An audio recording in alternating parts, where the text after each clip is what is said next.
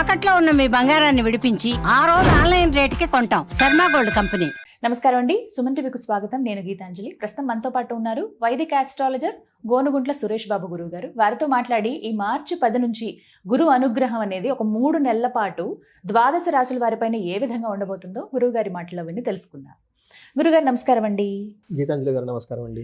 చాలా సంతోషం మీతో మాట్లాడడం. చాన్నాళ్ళు అయిపోయింది, ఎప్పటి నుంచో అనుకున్న సమయం రావాలి దేనికైనా. అంతేనండి. గురుగారు, మరి గురువు వక్రగతి నుంచి మళ్ళీ యథాస్థానానికి వస్తున్నారు మార్చి 10వ తారీఖు నుంచి అని విన్నాము. మరి ఈ సందర్భంగా ద్వాదశ రాశుల వారికి గురువు ఎలాంటి అనుగ్రహాన్ని అందిస్తారు? ఎందుకంటే గురువు అనగానే ఎప్పుడు అనుగ్రహించే గ్రహం అని చెబుతూ ఉంటారు కాబట్టి, మరి ఆ బృహస్పతి గురువు ఎలాంటి అనుగ్రహం అందిస్తున్నారు, ఏ ఏ రాశుల వారికి ఎలా ఉండబోతుందో తెలియజేస్తారా? ఓం గం గణపతియే నమః. స్వర్ణలక్ష్మి నమస్తే అస్తు. పరబ్రహ్మ స్వరూపిణి రాజ్యం దేహి ధనం దేహి సర్వకామాంచ దేహి మే. స్వర్ణలక్ష్మి అమ్మవారు ప్రతి ఒక్కళ్ళకి పరమానందంగా ఉండే ఒక బ్రహ్మ జ్ఞానాన్ని ఇవ్వాలి. ప్రతి ఒక్కళ్ళు తమ కళ్ళతో హోలిస్టిక్గా ప్రతిదాన్ని చూడగల ఒక సామర్థ్యం మనకి ఇవ్వాలి. అలా ఇచ్చే ఒక శక్తి స్వర్ణలక్ష్మి అమ్మవారికి ఉంటుంది. ప్రతి ఒక్కళ్ళకి రాజ్యం దేహి వాళ్ళకి ప్రతి ఒక్కళ్ళకి రాజ్యం దేహి అంటే ఏంటి, వాళ్ళకి అథారిటీ, పవర్, స్టేటస్ సింబల్ ఉండాలి. ధనం దేహి, విపరీతంగా ధనం ఉండాలి. సర్వకామాంచ సిద్ధి, ప్రతి ఒక్కళ్ళకి వాళ్ళ మనసులో ఎలాంటి కోరిక కోరుకున్నా ఇమ్మీడియట్గా తక్షణం నెరవేరాలి అని చెప్పేసి స్వర్ణలక్ష్మి అమ్మవారిని. మనకు వివేకం ఉండాలి. ఏ పని చేసినా కానీ రాంగ్ డెసిషన్స్ మనం ఏది చేసుకున్నా కానీ 10 ఏళ్ల తర్వాత 15 తర్వాత అయ్యో ఆ భూమి కొన్నాను రాంగ్ డెసిషన్ ఇప్పుడు రియలైజ్ అవుతూ ఉంటాం. అలా రాంగ్ డెసిషన్ చేసుకోకుండా ఇంటెలిజెన్స్, బుద్ధి మనకు ఉండాలి. కాబట్టి గణపతి మనకు అది ఇవ్వాలి. ఈ 2 ఉంటే చాలు. వివేక వైరాగ్యం ఉంటే లైఫ్ అంతా హ్యాపీ అంట ఆది శంకరాచార్య చెప్తూ ఉంటారు. ఇందులో మీరు అడిగిన విధంగా గురువుని గురించి చాలా ఇంపార్టెంట్ అండి. గురువు బ్రహ్మ, గురువు విష్ణు అంటారు. అంటే మనకున్న ఎన్నో జన్మల కర్మల మొత్తాన్ని కరిగించి ప్యూరిఫై చేసి సన్మార్గంలో పెట్టే ఒకే ఒక్క శక్తి గురువుకు ఉంటుందండి. అందుకనే ఆయనకి బ్రహ్మ విష్ణువు కంటే కూడా ఇంకా పెద్ద అని చెప్తూ ఉంటారు అనమాట. మనం లలిత సహస్రనామం చూసుకున్నా, లేదంటే విష్ణు సహస్రనామం చూసుకున్నా, ఎలాంటి స్తోత్రాలు చూసుకున్నా కానీ, ఎలాంటి పెద్ద పెద్ద హోమాలు చేసినా కానీ ముందు గురువుకి ప్రార్థన చేయకుండా ఏది చేసినా కానీ అది కలవదు. గురువుకి నమస్కారం చేయకుండా వెళ్ళినందుకు ఇంద్రుడికి ఇంద్ర పదవి పోయింది, బ్రహ్మపాతం చుట్టుకొని ఇంకా మళ్ళీ ఆయన స్వర్గం రాలేదు. ఆ తర్వాత అది ఇంకా డిఫరెంట్ స్టోరీ. వాళ్ళ వైఫ్ అదంతా మళ్ళీ గురువు దగ్గరికి వెళ్ళేసి అది పెద్ద ప్రొసీజర్ అనమాట. అంత పెద్ద శక్తి ఉంటుంది ఆ గురువుకి. చూడటానికి చాలా సింపుల్ గా ఓకే లాన్ ఏదో సంధ్యావందనం చేసుకుంటా మంత్రాలు చదువుకుంటా ఏదో లాగా ఉంటుంటారు అనమాట. బట్ వాళ్ళ చూపుకి, వాళ్ళ దృష్టికి, వాళ్ళ యొక్క ప్రెజెన్స్ కి చాలా ఇన్ఫ్లుయెన్స్ ఉంటుంది అనమాట. మనకి ఈ కాలంలో కనుక చూసుకుంటే గురువు ఎవరు అంటే అడ్మినిస్ట్రేటర్, ఓకే, ఈజ్ అ మంత్రి. సో మేనేజ్మెంట్ స్కిల్స్, ఎవరైనా కనుక మేనేజ్మెంట్ పదవిలో ఉన్నారు అంటే, లేకంటే రాజరిక పదవిలో ఉన్నారు అంటే, అధికారం ఉందంటే వాళ్ళ పక్కన గురువు కంపల్సరీ ఉండాలి. ఒక గురు దృష్టి రాజు ఈ సూర్యుడు దృష్టి ఉంటే వాళ్ళు మంచి సీనియర్ లెవెల్ పొజిషన్లు అయిపోతారు. 10 మందిని నాయకత్వ లక్షణాలు ఉంటాయి అని చెప్తూ ఉంటారు. ఎప్పుడైతే గురు దృష్టి లేదో, శని దృష్టి ఉందో, వాళ్ళు రాజరికం వచ్చినా కానీ దాన్ని కాపాడుకోలేక కోల్పోతారు అని చెప్పేసి చెప్తూ ఉంటుంది. కొంతమంది పొలిటీషియన్ వాళ్ళు నా దగ్గరికి వస్తుంటారు, ఏమంటే ఇప్పుడు నాకు పదవి వస్తుందా, ఉంటుందా, పోతుందా అని అడుగుతూ ఉంటారు అనమాట. ఈ కాంబినేషన్ మనం చూసేది. So Guru is the well protector అండి. సో మనకి గురువు ఏం చేస్తారు? ఫండమెంటల్ బేసిక్ క్వశ్చన్ చూసుకుంటే ఫస్ట్ ఆయన మనకి ధనాన్ని ఇస్తారండి. చాలా మందికి తెలియదు. మనకి గురువు ద్వారానే మనకి ధనం వస్తుంది.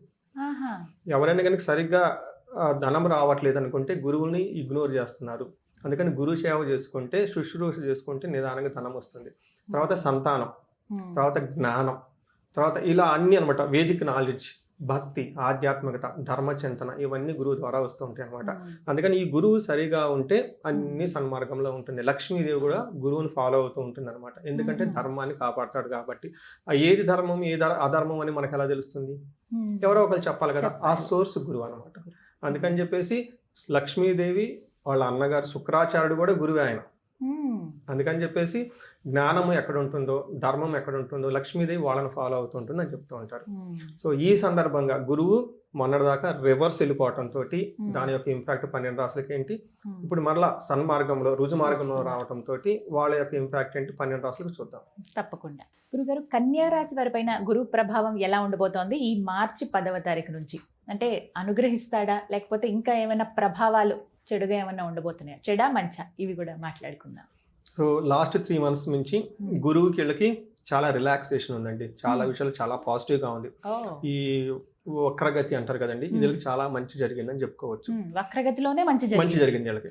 ఎందుకంటే రైట్ నో ఉన్న గురువు పొజిషన్ వీళ్ళకి ఉద్యోగంలో బాగా ఒత్తిడి ఉండే అవకాశం ఎక్కువగా ఉంటుంది, డైరెక్షన్ లెస్ గా ఉండే అవకాశం ఎక్కువగా ఉంది రైట్ నో.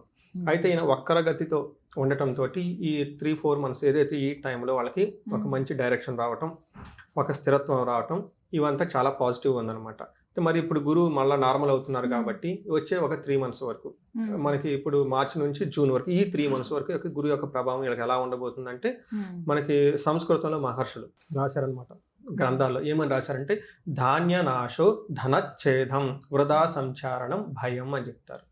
అంటే వీళ్ళకి ధాన్యం అనుకున్నంతగా రాదు, ధనం వస్తుంది విపరీతంగా ఖర్చు అయిపోతూ ఉంటుంది, వృధా సంచారణం అంటే పర్పస్ లేకుండా అటు ఇటు తిరుగుతూ ఉంటారు, ఏం చేయాలో అన్నది క్లారిటీ ఉండదు, ఎందుకంటే చేస్తున్న పనిలో సరిగా రిజల్ట్ ఉండదు, ఫ్యూచర్ ఎలా ఉంటుంది అర్థం కాదు, అంటే కన్ఫ్యూజన్ లో ఉంటారు, ఎందుకంటే గురువు యొక్క కృప వీళ్ళకి సరిగా లేదు కాబట్టి.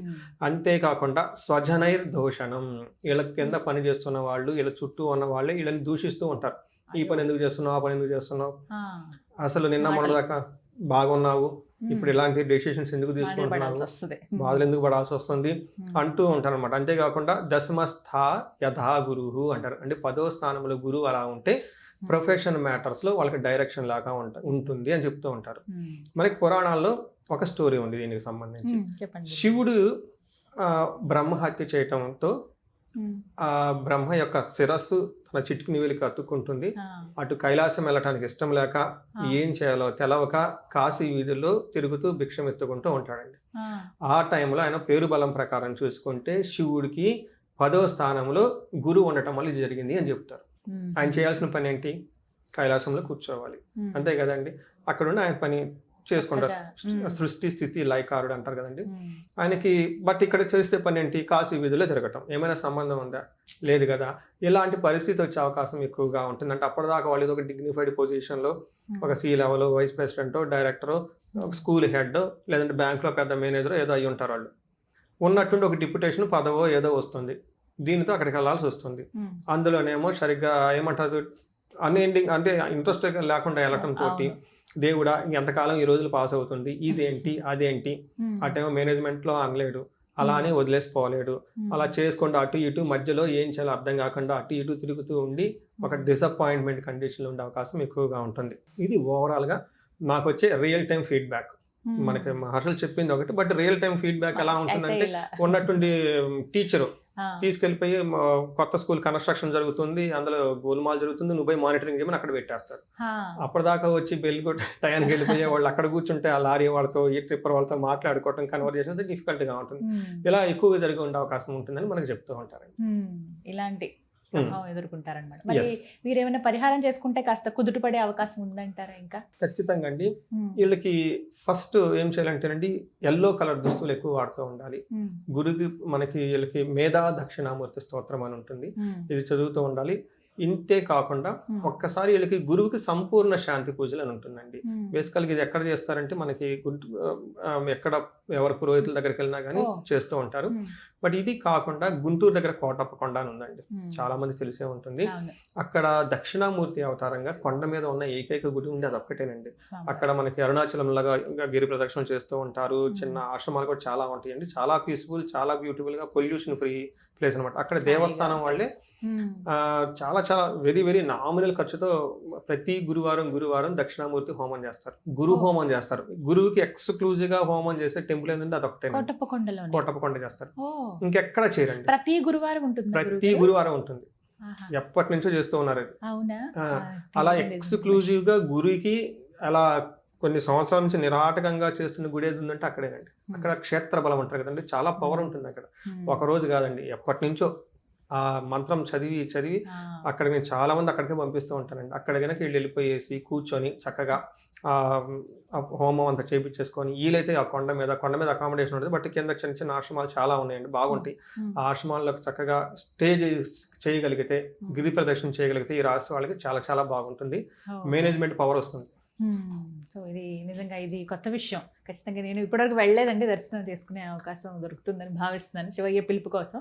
కానీ ఇదైతే ప్రతి గురువారం చేస్తారు కాబట్టి ప్రతి గురువు ఈ సంవత్సరం వరకు సుమారుగా కదండి, లేకపోతే ఒక 3 నెలల లోపు ఒకసారి వెళ్ళొచ్చినా మంచిదే. ఖచ్చితంగా అండి. నేర్చుకుంటే ఈ జూన్ గురువు వరకు. చాలా అంటే ప్రొఫెషన్ లో మంచి స్ట్రాంగ్ గా ఉంటారు వీళ్ళు. చక్కగా వివరించారు. ధన్యవాదాలు గురుగారు. ధన్యవాదాలు.